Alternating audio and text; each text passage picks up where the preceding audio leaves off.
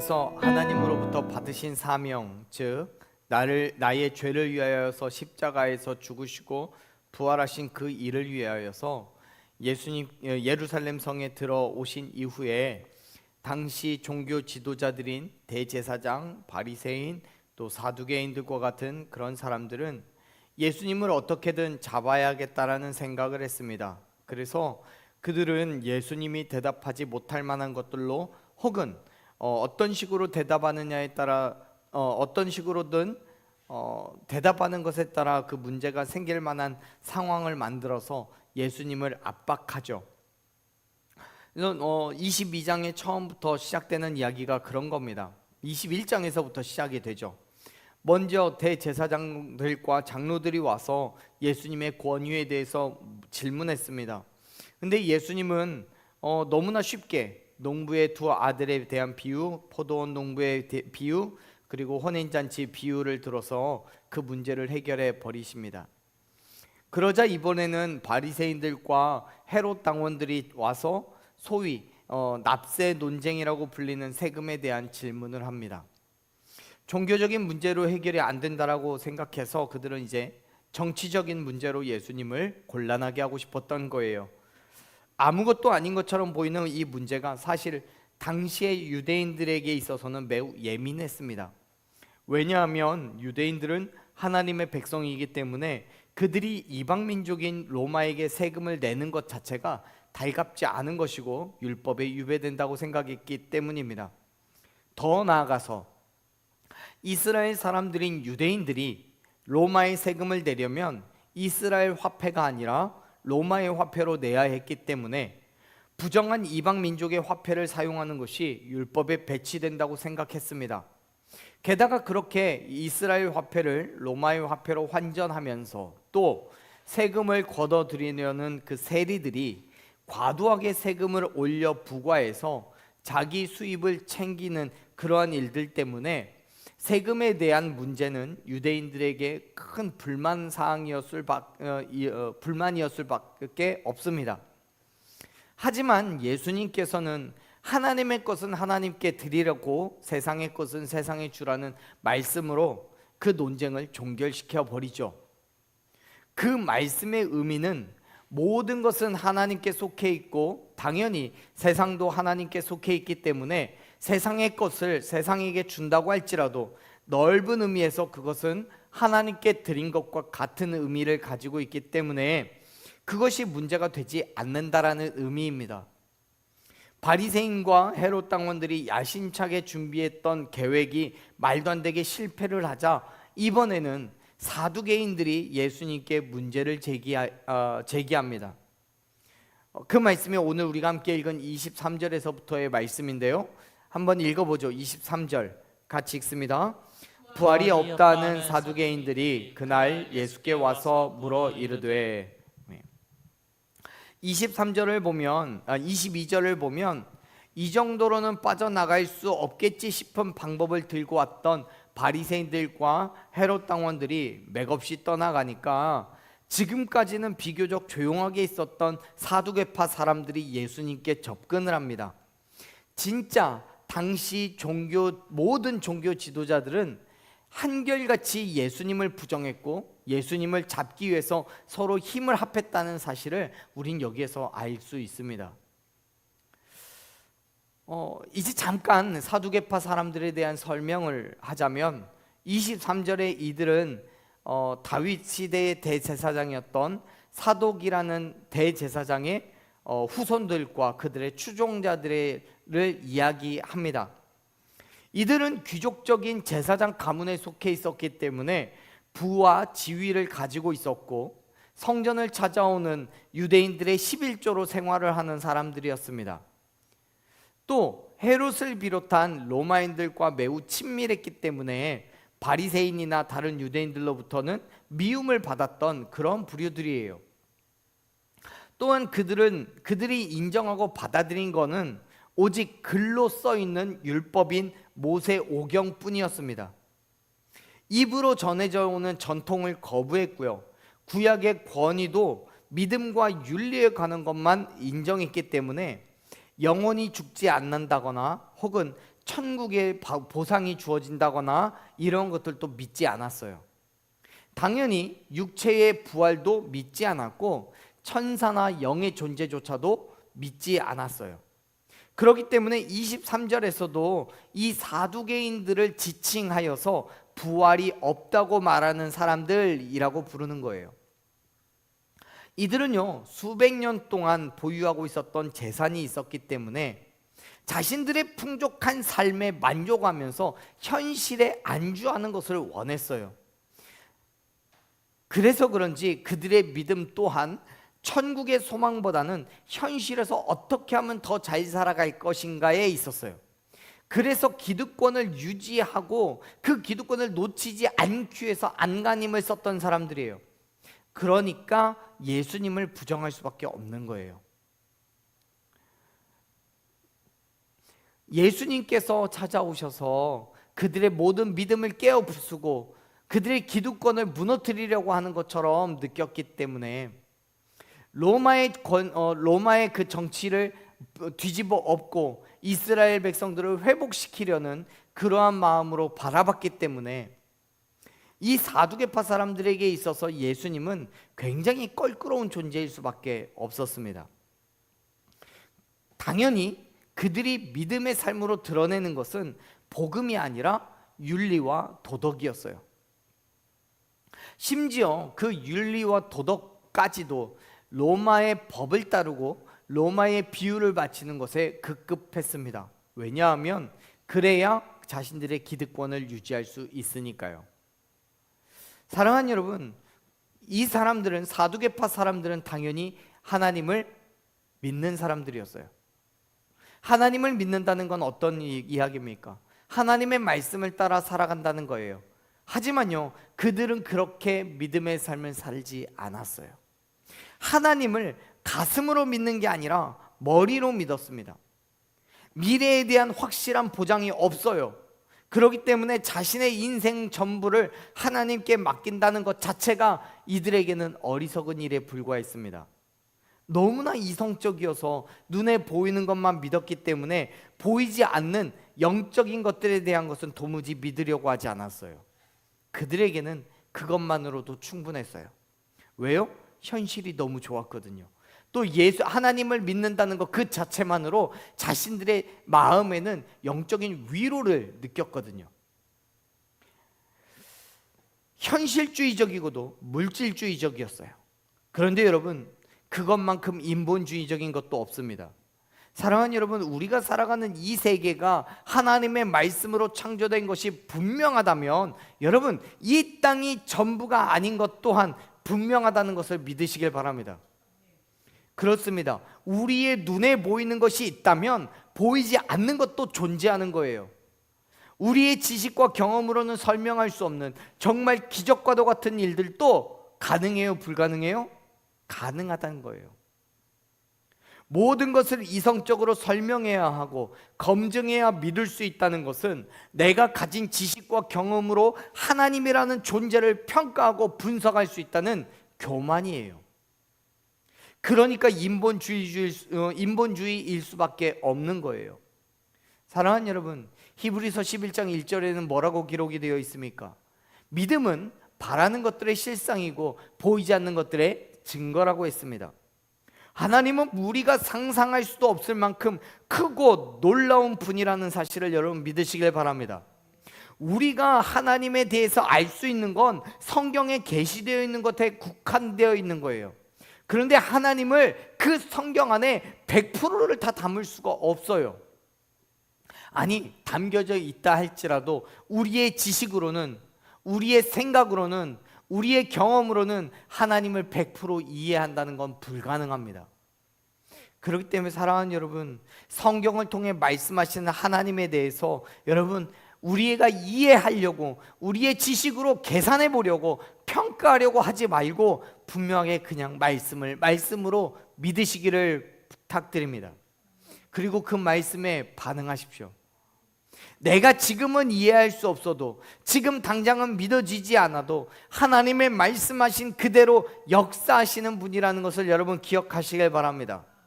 사두개인들이 예수님께 와서 그렇게 질문을 했어요. 24절을 읽어볼까요? 24절 읽습니다. 선생님이요 모세가 일렀으되 사람이 만일 자식이 없이 죽으면 그 동생이 그 아내에게 장가들어 형을 위하여 상속자를 세울지니라 하였나이다. 아멘. 지금 사두개인들은요 신명기 25장 5절의 말씀을 근거로 질문하는 거예요. 그래서 얘들의 말씀에서 처음이 뭐라고 돼 있어요? 모세가 일렀으되 라고 얘기해요. 앞에서 말씀드렸듯이 사두개인들은요 모세 오경만을 온전한 성경으로 인정했어요. 모세의 말을 통해서 일어난 것, 그리고 그 모세가 자기의 할 말을 기록한 것, 그것만이 성경이라고 인정했어요. 그 가운데에 모세가 이야기한 것 가운데에 소위 계대 결혼이라고 불리는 율법의 전통에 대해서 지금 언급하고 있는 거예요. 근데 여러분 이 계대 결혼이라는 게 이런 거예요. 형제 중에 누군가가 결혼을 했어요. 그런데 아직 아들을 낳지 못해서 대를 이을 수 없는 그 상황 가운데 남편이 죽은 거예요. 그렇다면 남자의 후손과 재산 그리고 남은 가족들의 경제적인 문제를 해결하기 위해서 남자의 형제 중에 누군가와 다시 결혼을 해서 아들을 낳아 대를 잇도록 했습니다. 이게 계대 결혼이에요. 모세가 이러한 방법을 통해서 모세는 이러한 방법을 통해서 하나님께서 이스라엘 각 지파에게 허락하신 그 기업이 후손이 없어짐으로써 상속되지 못하는 것을 방지하겠던 거예요. 성경에 기록되어 있는 그러한 유명한 예가 있지요. 그 누구의 예예요?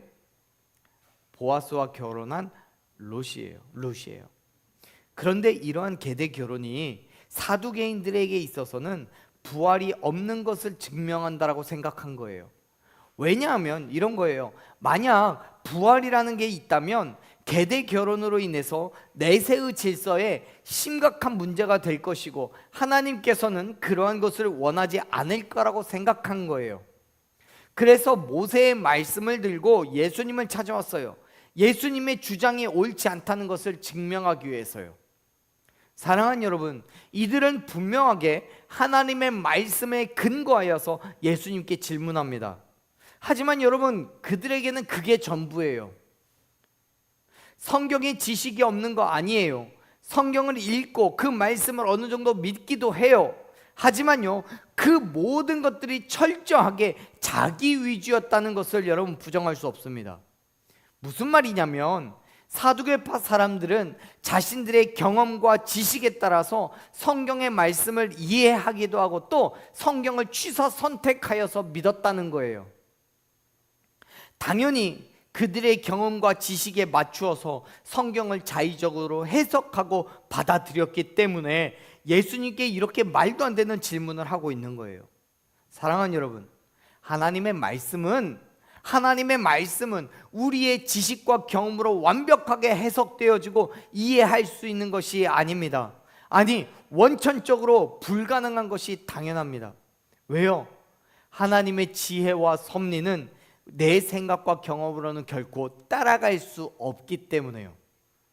아니, 여러분 생각해 보십시오. 우리 안에 있는 사람들 사이에도요, 각각의 사람들 사이에서도 지식과 경험의 차이가 있는 게 분명합니다. 아무리 지식이 뛰어나도요, 경험이 많은 사람을 따라잡을 수 없는 부분도 있는 거고요. 또 아무리 경험이 있다 할지라도 지식이 뛰어난 사람을 따라잡을 수 없는 부분도 있습니다.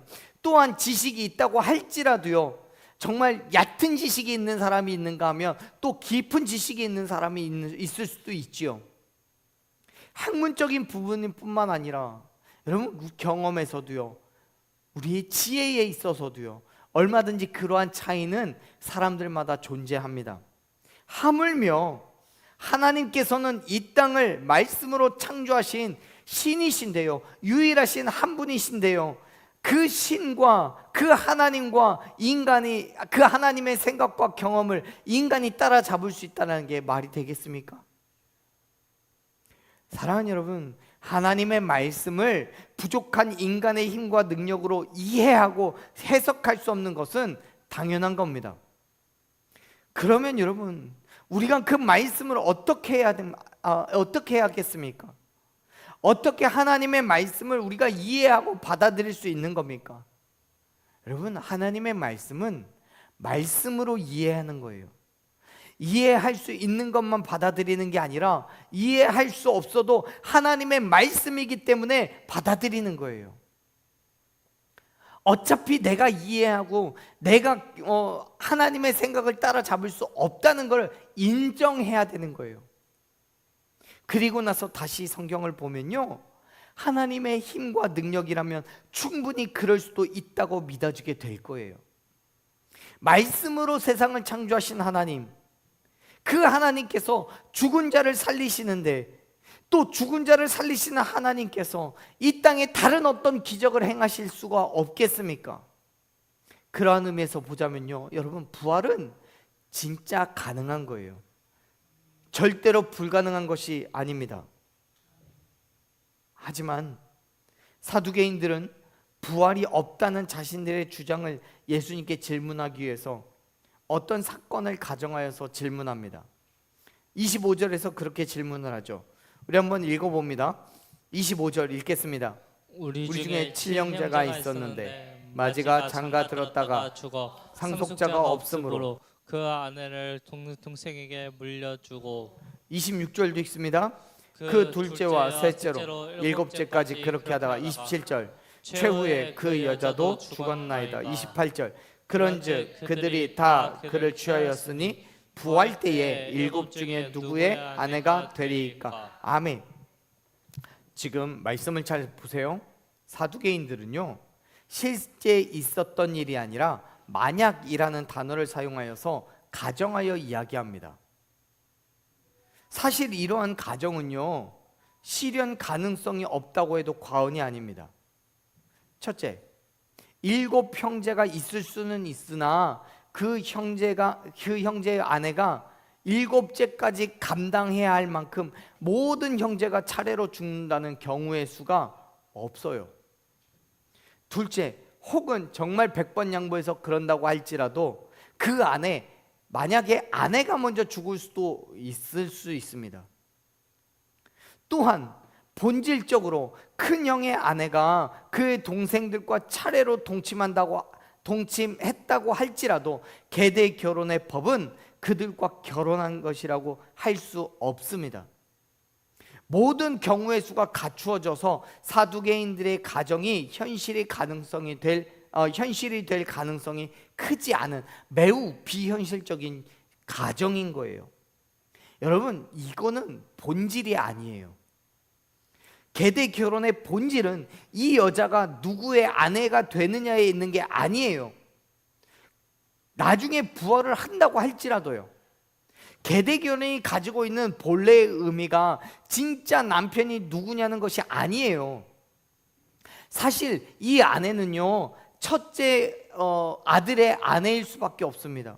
그리고 그 둘째가 결혼해서 아들을 낳는다고 할지라도 때가 되면, 이 아이가 성년이 되면 첫째 아이, 가장 큰 형의 아이로, 그 대로 물림이 되는 거예요. 그렇기 때문에 둘째, 셋째, 넷째, 다섯째, 일곱째의 아내가 될 수가 없어요. 그런데 당시 유대 종교 지도자들은 하나님의 뜻에 대해서는 철저하게 외면하면서도 본질보다 사람이 정한 것에 목숨을 걸고 중요하게 여겨요. 지금도 그래요. 예컨대 예배를 드리면서도 사실 예배를 온라인으로 드려야 되나, 꼭 교회를 와야 하느냐에 대한 논쟁은 코로나 팬데믹 시대에 너무나 중요한 이슈로 자리를 잡았습니다. 그런데 하나님에게 있어서 중점으로 보는 것은 무엇이겠습니까? 누가 온라인으로 예배를 드렸느냐, 현장에 와서 예배를 드렸느냐를 하나님께서 보시는 겁니까? 아니잖아요. 예배를 하고 있느냐 하지 않느냐가 하나님께서 보시는 문제라는 것을 여러분 기억하시길 바랍니다. 장소는 크게 중요하지가 않은 거예요. 요한복음 4장을 보면 예배에 대한 중요한 단서를 발견할 수 있습니다. 요한복음 4장을 보면 예수님께서 사마리아 여인을 만나시고 그의 질문에 대답하시는 장면이 나오는데요, 사마리아 여인은 예수님께 묻습니다. 요한복음 4장 20절에서요, 우리 조상들은 이 산에서 예배했는데 당신들의 말은 예배할 곳이 예루살렘에 있다 하더이다 라고 묻습니다. 무슨 말입니까? 우리 조상들은 이 산, 즉 그리심산이라고 하는 이 산에서 예배를 했는데 유대인들은 예루살렘 성전에서만 예배해야 한다고 합니다. 당신이 선지자라면 도대체 뭐가 맞는 겁니까? 라고 묻는 거예요. 당시의 유대인들은 오직 예루살렘 성전에서만 예배해야 한다라고 주장을 했고, 사마리아 사람들은 유대인들에게 부정하게 받아들였기 때문에 예루살렘 성에 갈 수 없었어요. 그래서 그들이 본래 제단이 있었던 그리심산에서 예배했어요. 그렇기 때문에 질문한 거예요. 도대체 어떻게 해야지 진짜 예배하는 거냐고요. 그런데 예수님께서 그 질문에 이렇게 대답하십니다. 21절 말씀을 보는데요, 같이 한번 읽어봅시다. 읽습니다. 예수께서 이르시되 여자여 내 말을 믿으라. 이 산에서도 말고 예루살렘에서도 말고 너희가 아버지께 예배할 때가 이르리라. 아멘. 지금 예수님께서는 그렇게 말씀하시는 거예요. 어디서 예배하느냐가 중요한 것이 아니라 정말 하나님께 예배하는 것이 중요하다고요. 결국 우리가 논쟁하고 바로잡아야 되는 것은 예배의 장소에 대한 논쟁이 아니에요. 그건 본질이 아니에요. 우리가 온 마음을 다하여서 예배하는 것이 무엇이냐가 거기에 본질이 있다는 것을 여러분 믿으시길 바랍니다. 우리가 그걸 기억한다면 예배의 장소에 대한 논쟁은 불필요한 거예요. 물론 우리가 온라인 예배를 드림으로써 예배의 자세가 흐트러지고 예배에 대한 마음이 바뀌어질 수 있다는 것을 부정하지는 않습니다. 그런데 그건요, 논외로 이야기를 해야 되는 거지요. 사두개인들의 논쟁도 마찬가지예요. 지금 그들이 계대 결혼을 놓고 논쟁할 것이 아니라 예수님이 진짜 하나님의 아들이신지를 놓고 이야기를 했다면 어쩌면 지금보다는 훨씬 더 질이 높은 대화를 할 수 있었을 거예요. 하지만 이들은 부활이 없다는 것을 강조하기 위해서 말도 안 되는 가정을 제시하고 억지스러운 주장을 하고 있습니다. 그러니 결국 예수님께서는 이렇게 대답하실 수밖에 없었어요. 29절 말씀 같이 한번 읽어보겠습니다. 읽습니다. 예수께서 대답하여 이르시되 너희가 성경도 하나님의 능력도 알지 못하는 거로 오해하였도다. 아멘. 여러분, 우리 성경에는 예수님의 말씀이 너희가 라고 먼저 시작되지만요, 헬라어 성경, 원어 성경을 보면 오해하였도다 라고 말하는 그 헬라어 단어가 먼저 나옵니다. 다시 말해서 예수님께서는 사두개인들의 오해가 있다는 사실을 먼저 지적하고 있어요. 그런데 여러분, 그 오해가 왜 있었던 거예요? 그 오해가 어떻게 있었던 거예요? 성경도 하나님의 말씀도 알지 못했기 때문에요. 그렇습니다, 여러분. 그들은 예수님께서 지적하시는 것처럼 성경도 몰랐고요, 하나님의 말씀도 몰랐어요. 그런데 여러분, 사두개인들은요, 유대인이에요. 어려서부터 성경을 읽는 사람들이에요. 비록 모세 5경만을 성경으로 인정한다고 할지라도 성경을 읽는 건 분명한 사실입니다. 그리고 그 안에서 발견되어지는 하나님을 믿는 것도 분명한 사실입니다. 그렇다면 여러분, 지금 예수님께서 말씀하시는 것은 어떤 의미입니까? 그들의 알미 지식적인 것이 아니라는 거예요. 29절에서 알지 못하는 고로라고 번역되어 있는 이 알다라는 뜻을 가진 헬라어는요, 배워서 얻은 지식이 아니라 경험을 통해 얻게 된 지식을 이야기할 때 쓰는 단어입니다. 다시 말해서 이 사두개인들에게 있어서 하나님에 대해서 배워서 알게 된 지식은 있을지언정 경험으로 알게 된 지식은 없었다는 거예요.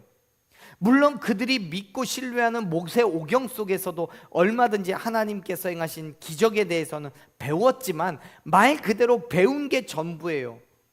그 당시 기적을 일으키셨던 하나님께서 수천 년이 지난 이후에 사두개인들이 믿고 있는 하나님과는 상관이 없는 거예요.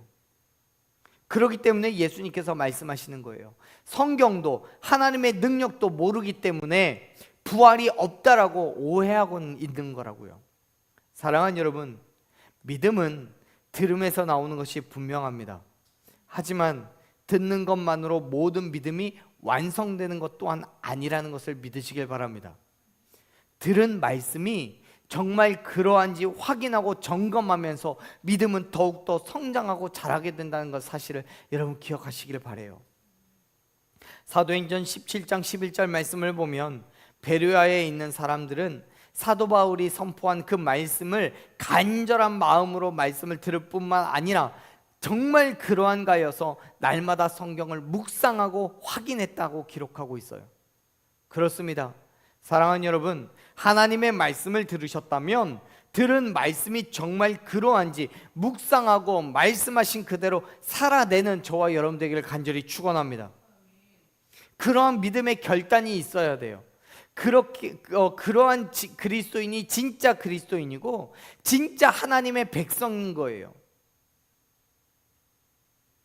하지만 사두개인들이 그렇지가 않은 거예요. 그들이 지식으로 알고 그 아는 것이 전부라고 생각했어요. 그래서 예수님께서는 이제 사두개인들이 알지 못하는 성경의 내용과 하나님의 능력이 무엇인지를 구체적으로 설명합니다. 사두개인들은 천국을 이 땅의 세계와도 같이 생각했기 때문에 당연히 천국에서도 가정을 이루고 가족들이 같이 만날 거라고 생각했어요. 하지만 예수님께서는 분명하게 말씀하십니다. 30절 말씀 같이 읽어봅니다. 읽습니다. 부활 때에는 장가도 아니 가고 시집도 아니 가고 하늘에 있는 천사들과 같으니라. 아멘. 부활 때에는 장가도 안 가고요, 시집도 안 가고 하늘에 있는 천사들과 같이 지내게 될 거래요. 그렇습니다. 천국은요 오직 하나님과만 교제하고 하나님만 바라보는 곳임을 믿으시길 바랍니다. 그렇기 때문에 결혼할 이유가 없어요. 죽음도 없고 질병도 없어요. 물론 거기에서 사랑하는 가족을 다시 만날 수는 있습니다. 그러나 그것은 하나님을 경배하는 동일한 경배자, 동일한 예배자로서의 만남인 거지 인간의 감정과 사고를 가지고 만나는 것이 아닌 거예요. 심지어는 그 안에서는 남자와 여자도조차도 존재하지 않을 수도 있습니다. 왜냐하면 예수님께서 말씀하시잖아요. 하늘에 있는 천사들과 같을 거라고요. 여러분, 천사가 남자가 있고 여자가 있다는 얘기는 들어본 적이 없습니다. 여기에서 말하는 천사들과 같다라고 말하는 건 그들의 외형을 닮아서 날개를 달고 그렇게 하늘을 날아다닌다는 그런 의미가 있을 수도 있겠지만 본질적으로는 천사들의 성품, 천사들의 마음, 천사들의 그러한 것들을 닮은 거라고 이야기할 수 있습니다. 다시 말해서 천사가 천국에 존재하는 이유, 그들이 하나님을 경배하고 하나님을 찬양하는 그 본질을 담는다는 거예요. 그렇기 때문에 천국에서는 더 이상 누구의 남편이자 누구의 아내가 될 수 없다는 거예요. 사랑하는 여러분, 부활은 진짜입니다. 우리가 죽는다고 끝나는 게 아니에요. 천국에서의 하나님을 경배하는 삶이 다시 시작되는 거고요, 마지막 때에 예수님께서 다시 이 땅에 임재하실 때에 죽었던 모든 그리스도인들이 다시 살아날 것을 믿으시길 바랍니다. 그렇기 때문에 하나님은 죽은 자의 하나님이 되시지 않는 거예요. 과거에도 그리고 현재에도 또 미래에도 여전히 믿는 모든 자들의 하나님이 되심을 믿으시길 바랍니다. 그래서 예수님께서 이렇게 말씀하시는 거예요. 31절 말씀 읽습니다. 죽은 자의 부활을 논할진대 하나님이 너희에게 말씀하신 바. 32절 나는 아브라함의 하나님이요 이삭의 하나님이요 야곱의 하나님이로다. 스를 잊지 못하였느냐. 하나님은 죽은 자의 하나님이 아니요 살아있는 자의 하나님이시라 하시는. 아멘. 지금 예수님은 이렇게 말씀하시는 거예요. 너희가 지금 죽은 자가 부활을 하는 거냐고 묻는 건데 하나님께서 말씀하신 것을 들어보지 못했어? 하나님께서 모세에게 말씀하실 때 나는 아브라함의 하나님, 이삭의 하나님, 야곱의 하나님이야 라고 하시지 않았냐라고요.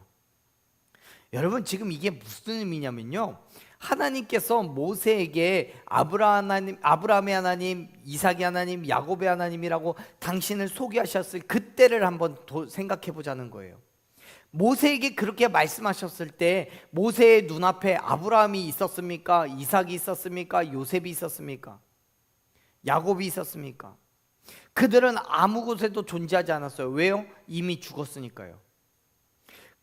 그런데 그럼에도 불구하고 하나님께서는 모세에게 당신이 그들의 하나님이라고 말씀을 하셨잖아요.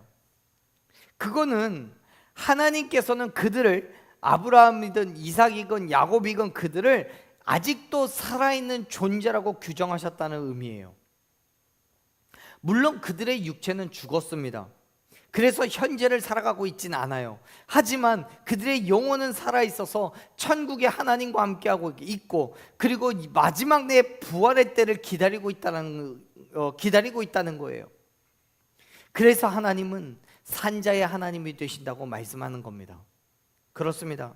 사랑하는 여러분, 하나님과 교제하고 하나님과 관계를 맺을 수 있는 건 오직 살아있는 사람들 뿐이에요.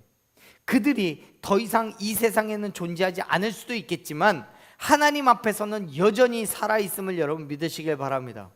그리고 예수님께서 다시 이 땅에 오실 때에 죽은 자들이 먼저 일어나서 영광의 몸을 입게 될 것 또한 믿으시길 바랍니다.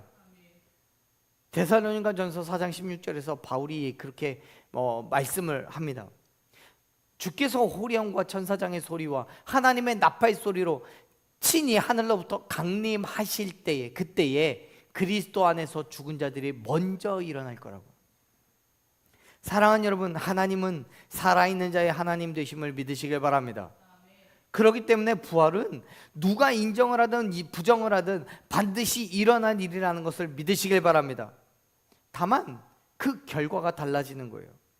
즉 부활과 예수님을 믿는 사람들은 영생의 부활로 나아가서 천국에서의 삶이 주어질 것이고, 하지만 부활도 예수님도 믿지 않는 자들은 영벌의 부활로 나아가서 정말 둘째 죽음을 둘째 사망을 경험하게 될 거라고 요한계시록에도 기록하고 있습니다. 요한복음 5장 28절 29절을 보면요, 예수님께서 분명하게 선포하십니다. 선한 일을 행한 자는 생명의 부활로, 악한 일을 행한 자는 심판의 부활로 나아갈 거라고요. 사랑하는 여러분, 하나님의 말씀도 알고 그의 행하심과 섭리도 여러분 알고 계신다면 그 진리가 우리의 머리에서만 머무는 것이 아니라 우리의 마음 가운데도 함께 있기를 간절히 축원합니다.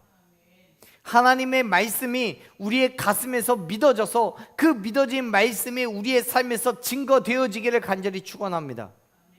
여러분, 부활은 진짜입니다. 예수님께서 이 땅에 다시 오시겠다고 하신 것도 진짜입니다. 사랑하는 여러분, 오늘 다시 한번 우리의 믿음을 점검하고 살아계신 하나님께서 살아있는 자의 하나님 되심을 확신하며 우리에게 허락하신 그 믿음의 삶을 다시 살아내는 저와 여러분이 되기를 간절히 축원합니다. 우리 시간 함께 그러한 믿음으로 기도하며 나아갔으면 좋겠습니다. 우리의 삶에 역사하신 하나님, 우리 가운데 임하신 하나님, 그 하나님께서 우리를 죽은 자 가운데서 다시 살리실 것을 믿음으로 나아가기는 그 오늘이 되게 해달라고, 또 우리의 모든 믿음의 삶이 되게 해달라고 기도하시길 바랍니다. 부활이 예수님을 믿듯이 우리에게 허락된 그 부활의 소망도 반드시 있을 것을 믿으시길 바랍니다. 그리고 천국의 소망이 우리에게도 있음을 믿으시길 바랍니다. 우리에게도 주어졌습니다. 우리가 예수 그리스도의 죽으신 것 부활하심을 믿음으로 말미암아 하나님의 자녀된 권세를 주어 주셨고, 그 믿음으로 우리가 기꺼이 그리스도인 된 삶을 결단하고 나아갈 때마다 우리에게 부활의 소망을 주셨음을, 천국의 소망을 주셨음을 믿으시길 바랍니다. 우리